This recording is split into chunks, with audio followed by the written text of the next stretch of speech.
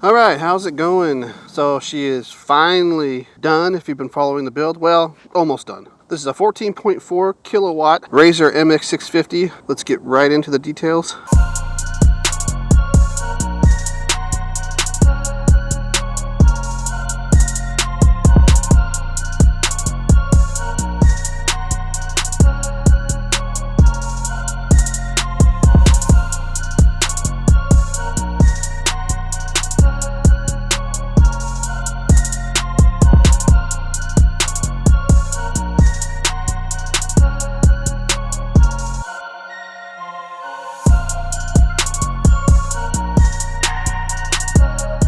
All right, so there's actually a lot to go over here, man, because this thing has everything in the kitchen sink, I think. You know, the most notable is the Soshin swing arm kit here. It came with the motor, the swing arm, the rear wheel, the brake caliper, the rotor, 48-tooth sprocket, and the chain. So this whole thing comes as an assembly already put together. You literally just bolt it on to your bike, and that's it. Also from Soshin, I got the front wheel kit here.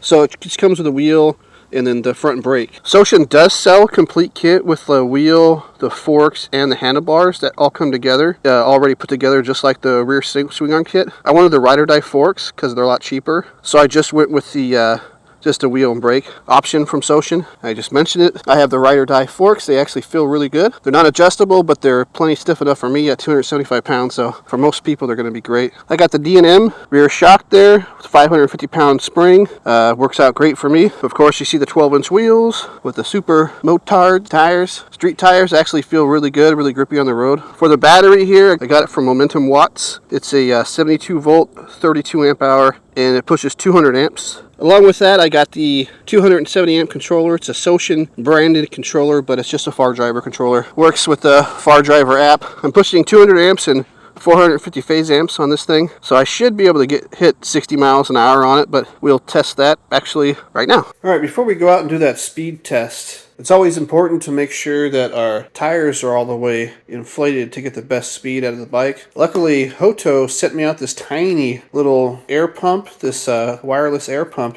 So let's just unbox this really quick and see what's in there. Okay, this is what comes in the box. You got your instruction manual, you got your unit, you've got your quick connect accessory for inflating balls, and then just a charging wire here. Right off the back, it has kind of a pretty nice screen here. You just got your plus and minus. You can increase your PSI or decrease it to whatever you want. You got your power button to start the inflating. This thing is tiny. Look how small this is. It can easily fit in your pocket. It'd be really easy just to throw this in like a tank bag or something like that, take it along with you on rides. In case you get a flat or something like that, you have something really tiny and compact you can use just to air up your tires. So it does have a USB Type-C charging. So let's get these tires aired up and see how this thing performs. All right, so 30 PSI is what is recommended for this tire here. So let's just put this at 30. It's got a quick release, so it's very simple to put on. Just stick it on. What are we at? We're at 15. And then you just hit the start button here. Okay, that took about 30 seconds to go from 15 to 30. I don't know why it's showing 25 now. It's strange.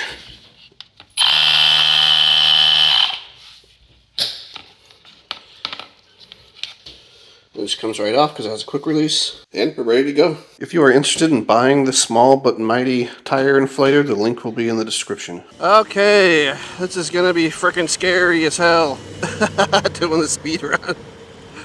Oh god, I'm terrified. So I got it in mode 3, full power. Let's get a little bit of room, let these cars go for a little bit so we have some space to speed up. Let's see what she can do.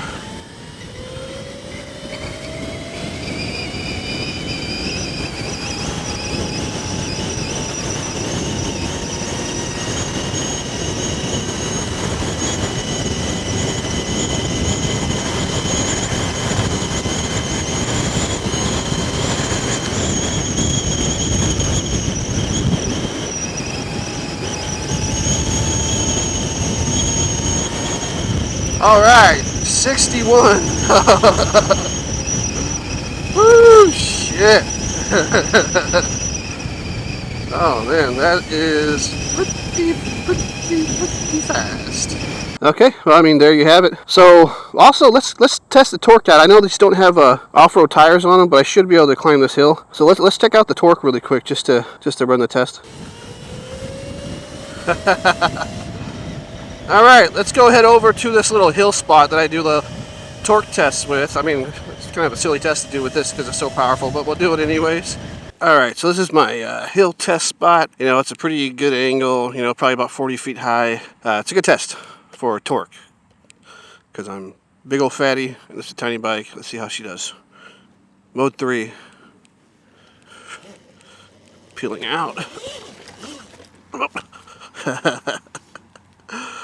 Almost ate shit right there. Okay, let's try that again. Yeah, she doesn't have enough traction with these tires to get up. To take it really slow. Yeah, she'll peel out. But yeah, I'm taking it really easy. But yeah, it's climbing no problem. It's got great torque. Yeah, see, the grass was pretty wet. I just almost ate shit right there. I barely caught it. All right, well, cool. Torque's good, obviously. I think I got the throttle dialed in pretty well because it's, even in mode 3, it's like pretty manageable, like intuitive, progressive. It's not too twitchy. You get on it, it's gonna go hard, but this thing rips. I mean, it friggin' rips. This is, out of all the bikes, if you've been following my channel, of everything that I've reviewed or built or anything, this is my favorite. This thing is badass. I mean, that motor can take a lot more power. I think it's a 16 kilowatts nominal, 26 peak. So if I wanted to create like just a monster, I can get another battery and controller later on, but I'm totally happy at 14 kilowatts. 14 kilowatts on a razor like this is nuts, okay? When I put that thing in mode 3, it's insane. So I kept it very basic as far as like the dash or controls or whatever you want to call it. I just got the key, the ignition mixed with the voltage meter here, and then I got just a basic throttle. I got these Pro Taper branded grips. This handlebar is just kind of a cheap handlebar I got off Amazon. By the way, I'll leave links for everything on here in the description, so if you want something you can go out and buy it. I got the headlight on Amazon, but it's not wired up yet. I'm kind of scared. I don't want to cut into the ignition, wire. And I was wondering if anyone knows, can I just wire the 12 volt step down directly to the controller output? Let me know in the comments, because I'm kind of scared to wire up this light. So this is what I'm talking about right here. Can I just run a positive and a negative off here and go straight to the step down? Or do I have to run it off something else? So let me know if you guys know. So if I can just, because it already has like an on-off switch here, so I don't really need it tied to the ignition switch. So if I can just run it directly off the controller power terminals directly to the step down, that'd be ideal for me. And then this also has like a USB charger, so that's pretty cool. So I don't have that wired yet. The only other thing I have to do besides wiring that light is I got to figure out what to do with this charger. I think I'm gonna just make a hole like right here and then just put it through. But so that's less. But so wire up the light, mount this, and then maybe just do a little bit better wire management and clean up, and then that's actually it. But as far as now, the tune and everything, she's good to go. Now it does have these pretty beefy brake calipers. And I think they're running 160 millimeter rotors. You can see the back one's pretty beefy too, so like kind of moto style brakes. Let's do a quick brake test, see how she does. Alrighty, so probably do the brake test around 25-30 miles an hour or something like that. I'll hit it when I get up to this fire hydrant right here. See how it goes.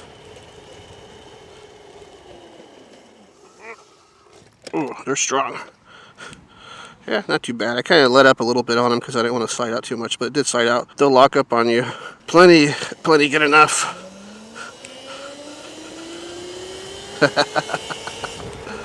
Dang, this thing's so fun. Alright, so I think I'll do a price breakdown and all that, maybe in a separate video. I'll do a range test video to see what kind of range I'm getting out of this battery at that tune. Probably in mode 2, because mode 3 is just crazy. Yeah, and I just have a 3-mode switch here. Just a basic 3-mode switch. 1, 2, 3. Alright, well, that's enough testing. Let's just get on there and go have some fun. Just rip around. Alright, this thing is freaking badass. I love it. I feel like maybe I do need to make a slight adjustment to the phase offset. Maybe just increase it a couple ticks, maybe a big 5 points or something like that. Maybe 5 or something like that. But besides that, it's like butter. It's super smooth. Acceleration's insane. 62 miles an hour top speed. Come on. This thing's nuts. I mean, and just look at it. It looks freaking badass. I love the camo. So this came stock like this. You can see how it looked when I first bought it. I did a review video of the stock one. when I got it. And it was like cheaper than the normal MX650s. It was only like, I want to say $400 or $500. I'll put the price up right here. It's been a really fun build. I'll do a few other videos with it.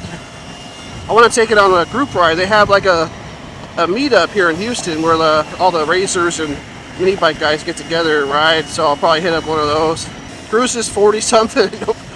I mean, I wonder what it looks like to these cars. I've seen this tiny bike going traffic speed.